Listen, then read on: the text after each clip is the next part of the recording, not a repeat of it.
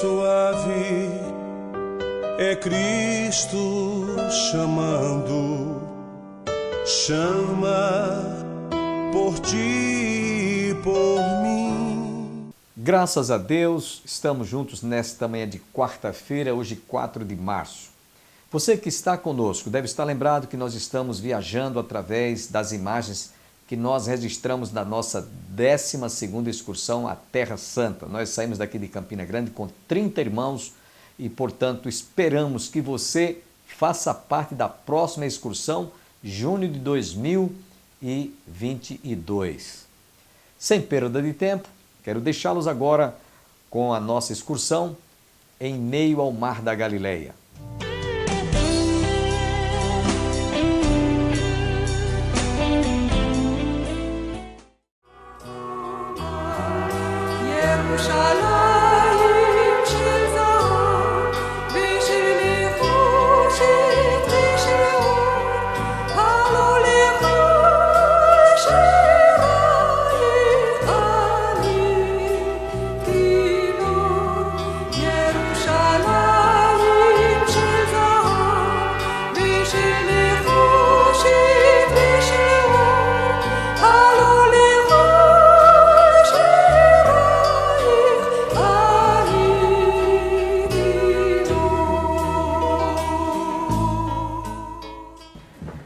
Bom, irmãos, nós estamos agora aqui no meio do Mar da Galileia. Essa travessia nos lembra muito muitas passagens que registram Jesus fazendo em torno deste Mar da Galileia vários milagres. Um dentre eles, que eu chamo sempre a atenção quando estamos aqui no meio do Mar da Galileia, nessa calmaria, esse momento tranquilo, você não está ouvindo ruído de nada, uma calmaria. Mas vocês observem que tanto ao lado direito quanto ao lado esquerdo deste leito aqui, dessa parte do rio, que nós estamos no meio do Mar da Galileia, desculpe, não rio, Mar da Galileia, Mar de Tiberíades, nós encontramos no capítulo 8 de Mateus um momento e um episódio que realmente marcou esse ministério de Jesus como o príncipe da paz, aquele que veio para que nós, em meio às turbulências, em meio aos vendavais, em meio aos conflitos da vida, nós, sem esperarmos, acontecem fatos que a gente não imaginaria que poderiam acontecer num momento como esse, de tanta calmaria. Vocês observem que tanto o lado esquerdo quanto o lado direito nós vemos esses montes, essas montanhas. E lá no começo nós vemos que existe como uma espécie de uma abertura em que dá todo o vento que vem, todo o vendaval, ventos tempestuosos do deserto, eles passam aqui nesse corredor no momento em que não se espera e pode causar essa tempestade que aconteceu naqueles dias. Então, isso mostra que a vida da gente às vezes está num clima de muita paz, muita tranquilidade, mas de repente você pode ser de súbito tomado por uma notícia, um acidente automobilístico, um acidente. Você vai fazer um exame, sente algum incômodozinho, vai lá, faz um exame, um diagnóstico terrível, às vezes uma doença maligna, e você é tomado assim como se fosse um vento tempestuoso. Naquela hora você não esperava, como aconteceu naqueles dias. Entrando Jesus no barco, seus discípulos o seguiram, e eis que sobreveio no mar uma grande tempestade, de sorte que o barco era varrido pelas ondas. Entretanto, Jesus dormia. Mas os discípulos vieram acordá-lo, clamando: Senhor, salva-nos, perecemos. Perguntou-lhes então Jesus: por que sois tímidos, homens de pequena fé? E levantando-se, repreendeu os ventos e o mar, e fez-se grande bonança.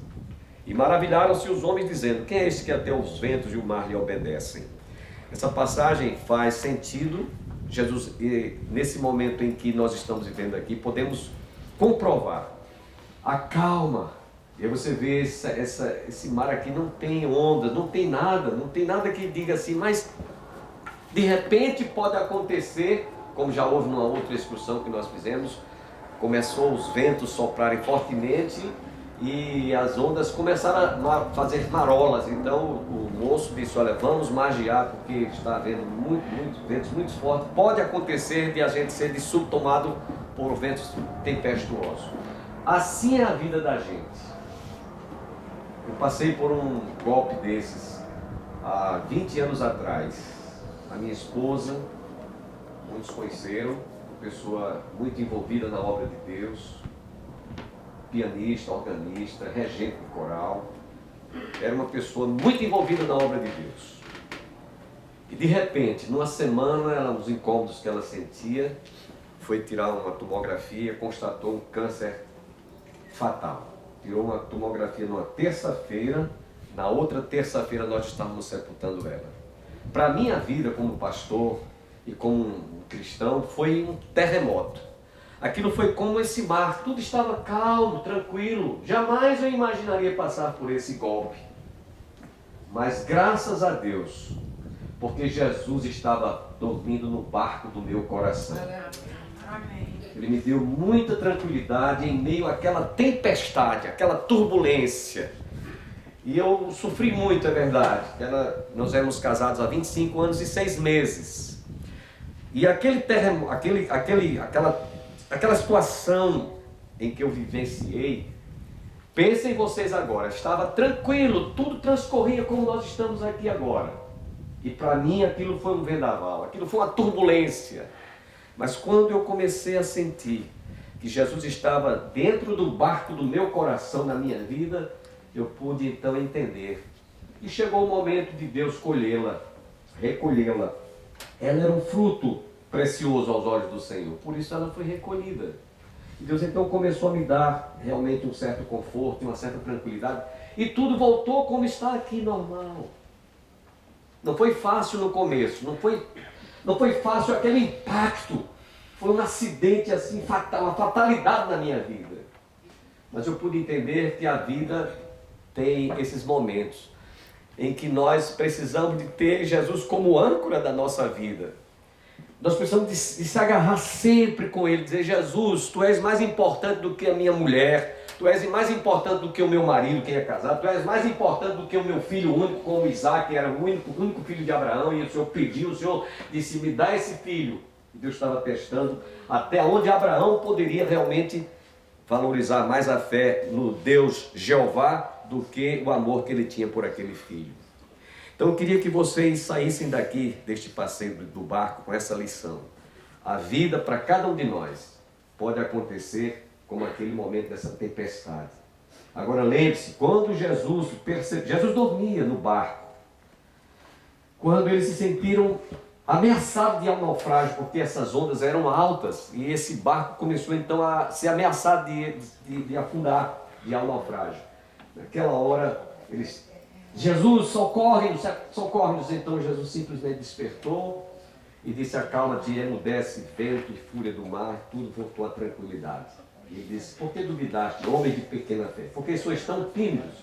É que às vezes a gente, diante das circunstâncias, das adversidades, dos problemas que acontecem na vida da gente, a gente fica achando que tudo ruiu ali, tudo acabou. Não, nem tudo não acabou. A gente precisa de saber que todos nós precisamos de conhecer também aquela outra parte que Jesus disse: no mundo tereis aflições, mas tende bom ânimo, eu venci o mundo e vós também vencereis. De sorte que nós estamos aqui nesse momento tão importante, tão precioso, mas guardemos essa lição. Quando você voltar para a sua vida, as suas atividades seculares, no trabalho, exercendo sua profissão, donas de casa, domésticas, e que você tiver uma notícia assim impactante, diga: Jesus, Ele está no barco da minha vida, no meu coração, para acalmar essa tempestade. Dobre os seus joelhos e naquela hora exerça a sua fé. Confie que Jesus estará pronto para lhe fortalecer. Lá no livro de Eclesiastes, no capítulo 9, nos diz que tudo que sucede ao ímpio, sucede também ao justo. Nós estamos vulneráveis às fatalidades desta vida. Estamos vulneráveis aos problemas existenciais na vida. Mas lembremos que o Senhor está conosco.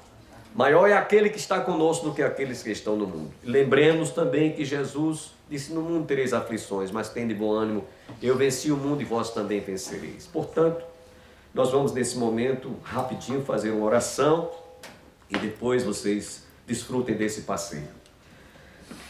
Pai, nós queremos te agradecer E te bendizer também por esse momento tão importante, quando nós estamos nessa travessia do mar da Galileia, do mar de Tiberíades. E eu te peço em nome de Jesus, que todos quantos nos acompanham, eles possam pensar que na vida há esses momentos também turbulentos, há esses momentos também que nós precisamos de sentir a tua presença mesmo em meio às tempestades.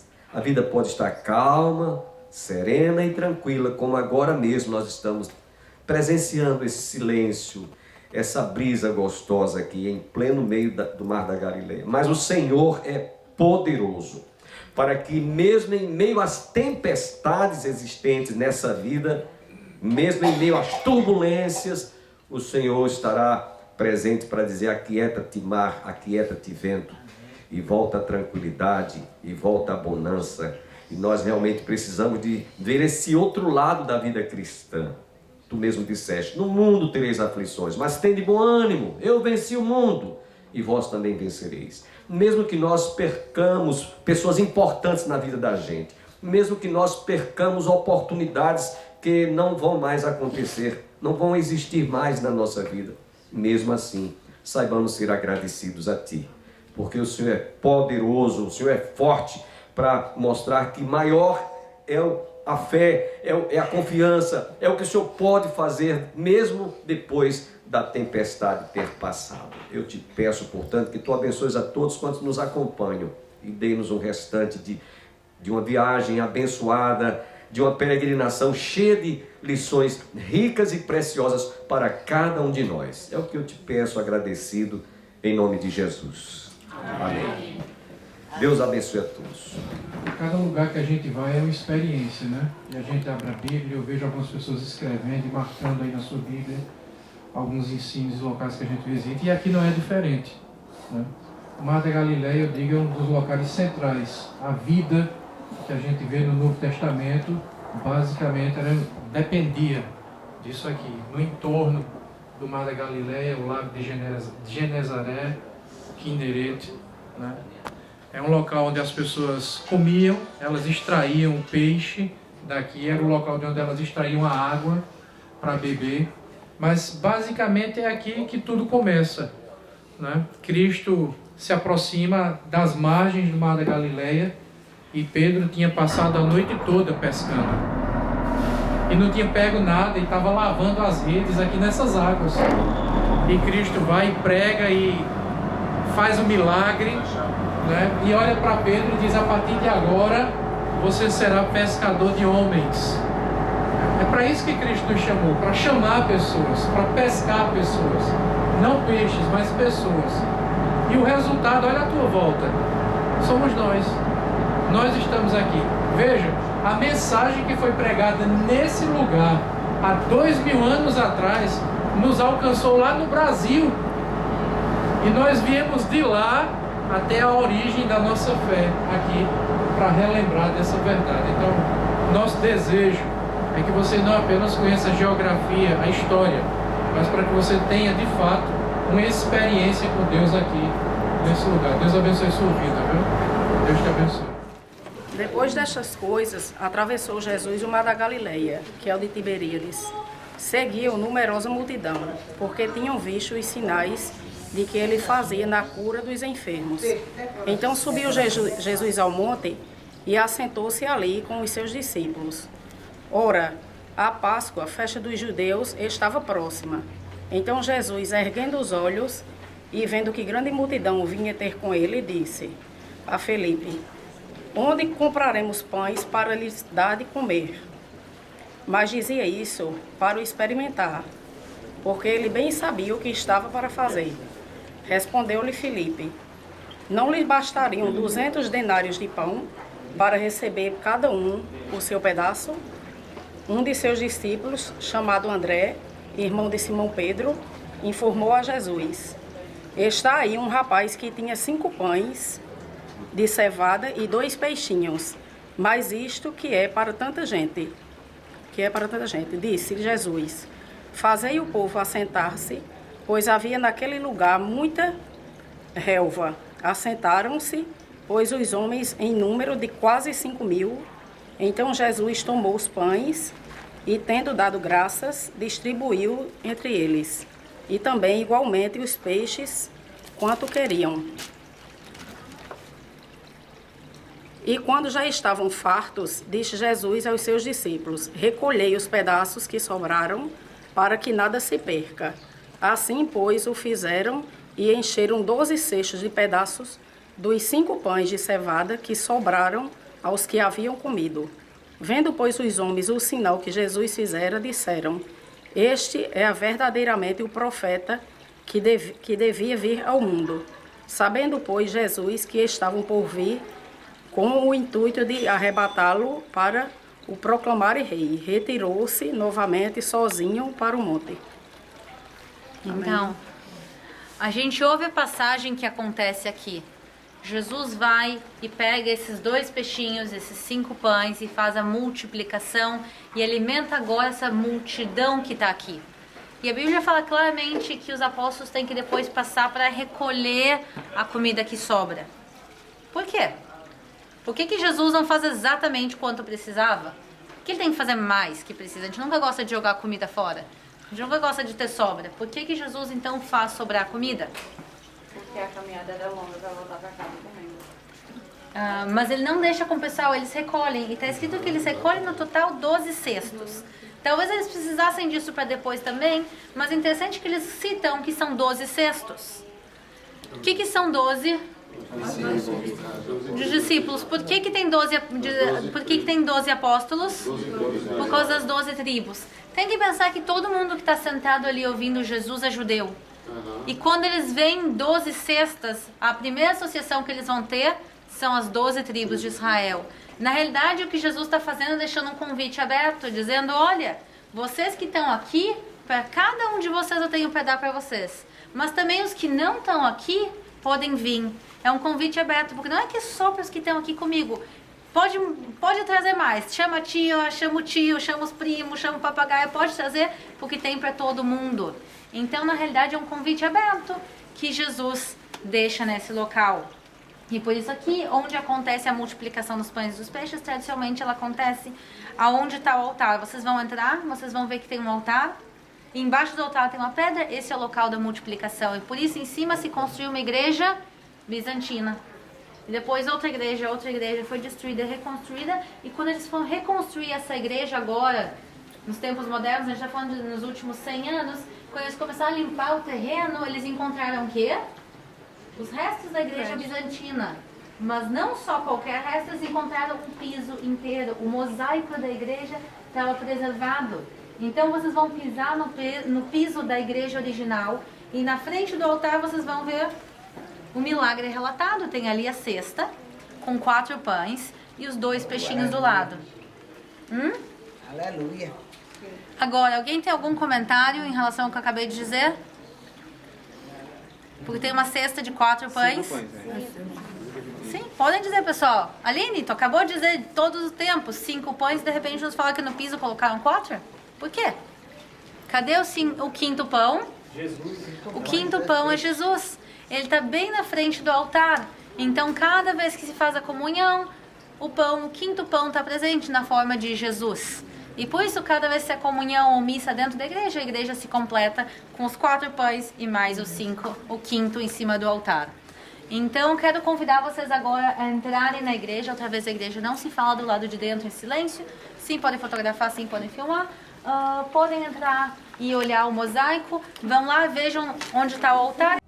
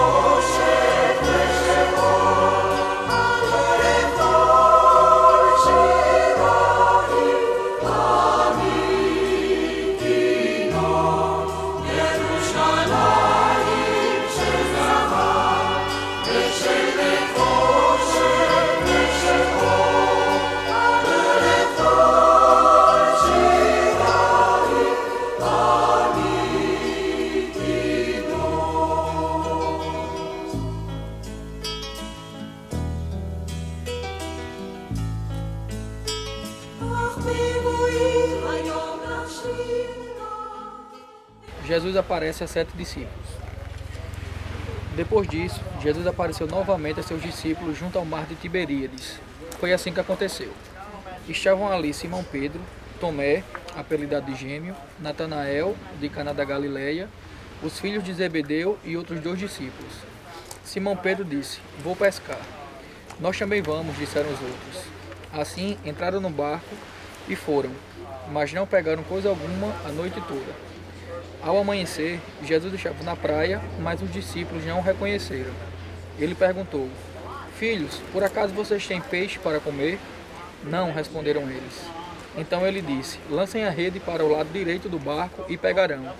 Fizeram assim e não conseguiam recolher a rede de tão cheia de peixes que estava. O discípulo a quem Jesus amava disse a Pedro: "É o Senhor." Quando Simão Pedro ouviu que era o Senhor, vestiu a capa, pois havia removido para trabalhar, e saltou na água. Os outros ficaram no barco e puxaram até a praia a rede carregada, pois estavam a apenas uns 90 metros de distância. Quando chegaram, encontraram um braseiro, perdão.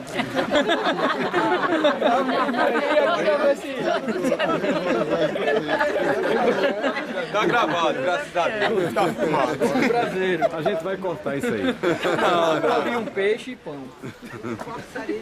Jesus disse: "Tragam alguns dos peixes que vocês acabaram de pegar." Simão Pedro entrou no barco e arrastou a rede para a praia. Havia 153 peixes grandes, e no entanto a rede não arrebentou. "Venham comer", disse Jesus. Nenhum dos discípulos tinha coragem de perguntar: "Quem é você?", pois sabiam muito bem que era o Senhor. Então Jesus lhes serviu o pão e o peixe.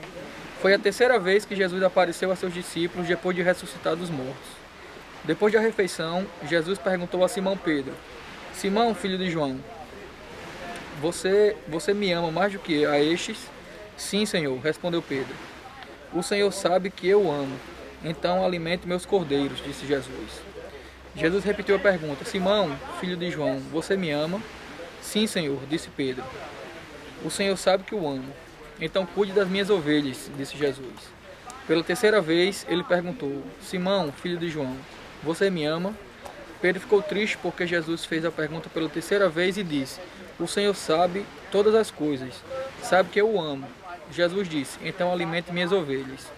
Eu lhe digo a verdade, quando você era jovem, podia agir como bem entendia.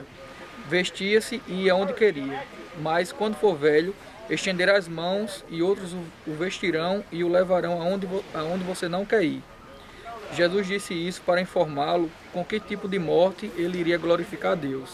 Então Jesus lhe disse: "Siga-me." Pedro se virou e viu atrás dele o discípulo a quem Jesus amava, aquele que havia se reclinado perto de Jesus durante a ceia e perguntado: "Senhor, quem o trairá?" Pedro perguntou a Jesus: "Senhor, e quanto a ele?" Jesus respondeu: "Se eu quiser que ele permaneça vivo até eu voltar, o que lhe importa? Quanto a você, siga-me." Por isso espalhou-se entre a comunidade dos irmãos o rumor de que esse discípulo não morreria.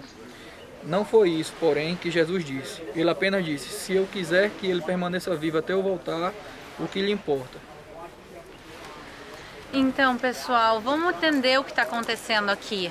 Pedro e parte dos discípulos estão navegando no mar da Galileia, pescando, e aí eles ouvem pela manhã uma voz dizendo: "Joguem a rede ao lado direito do barco." E eles jogam a rede, tiram a rede cheia de 153 grandes peixes, depois de uma noite inteira sem pescar nada, e eles entendem que quem está aqui na praia é Jesus. Eles vêm até aqui encontro e aí tem Jesus uma refeição preparada para eles. Essa refeição foi preparada no que a gente conhece hoje em dia, que se chama Mensa Christi, a mesa de Cristo. E essa igreja é a igreja de Mensa Christi, que foi construída por cima do local onde foi a refeição. Então eles estão sentados ali, comendo, e depois da refeição, Jesus chega para Pedro e diz: "Pedro, tu me amas?" E Pedro diz: "Claro que eu te amo." E Jesus pergunta uma segunda vez e uma terceira vez. E quando Jesus pergunta pela terceira vez, Pedro se entristece. Por quê? Porque para um judeu é uma pergunta por 3 vezes já é meio que uma desconfiança. Não sabe que É uma desconfiança, mas ele entende uma coisa. O que foi 3 vezes? Ele negou, quer dizer, poucos dias antes, quando eles estavam em Jerusalém, 3 pessoas diferentes chegam para Pedro e perguntam: tu conheces? Tu está com ele? Ele vai dizer: não conheço. E por isso, na realidade, o que Jesus faz é muito bonito, porque ele podia ficar bravo com Pedro, esse me negou, não me quer mais. Não. Jesus faz questão de vir até a Galileia para encontrar com Pedro, e 3 vezes ele meio que obriga Pedro, ele sacode e diz: Pedro, tu me amas? E ele está dando uma segunda chance para Pedro. Quer dizer, isso é a segunda chance que Jesus dá para ele, para que a última coisa não seja a afirmação, a negação, e sim que a última coisa seja a afirmação de fé de Pedro, de amor de Pedro a Jesus. E por isso a última coisa vai ser essa reafirmação: sim, Senhor, eu te amo, e por isso apazigo as minhas ovelhas. E por isso a imagem que a gente vê aqui atrás é Jesus passando o cajado, e também Jesus já dá a entender, quer dizer, vocês vão ficar com as minhas ovelhas, porque eu vou embora. Ele está também vindo se despedir, porque ele diz: olha, daqui a um pouco eu não vou mais estar aqui, vocês vão cuidar das minhas ovelhas, vocês vão ser os que vão levar adiante. E outra vez aqui também ele fala da morte de Pedro, da morte sofrida que ele vai ter. E que a gente vai ver que vai acontecer depois, quando Pedro vai ser levado, quando ele vai a Roma, e ele vai ser crucificado de cabeça para baixo em Roma. E por isso esse local eu acho um local bonito, eu acho um local simbólico, que ele fala do amor de Deus por todos nós, e das segundas, terceiras, quintas chances às vezes que a gente recebe, inclusive. E por isso aqui é um local de amor, de carinho, de perdão, de segundas chances. Amanhã, telespectador, você não pode perder quando estaremos dando continuidade a esta viagem, que aliás, durante todo este mês de março, adentrando o mês de abril, nós temos muitas imagens para exibir.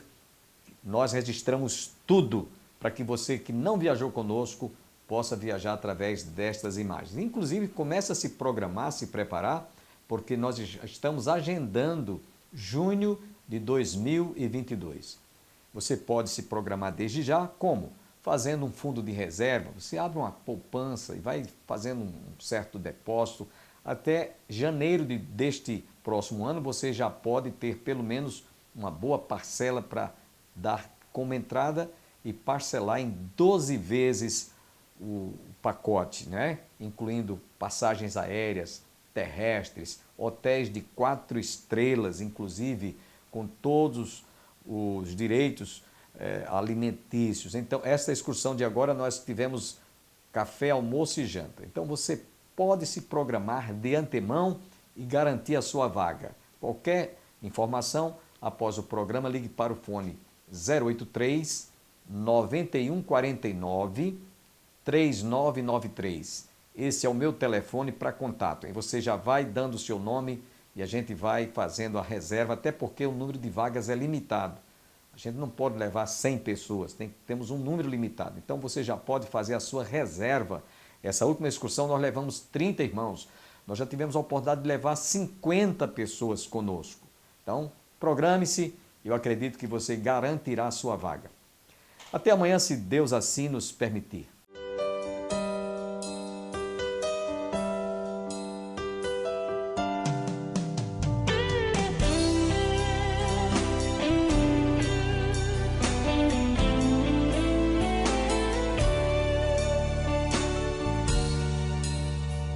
Manso e suave é Cristo chamando, chama por ti.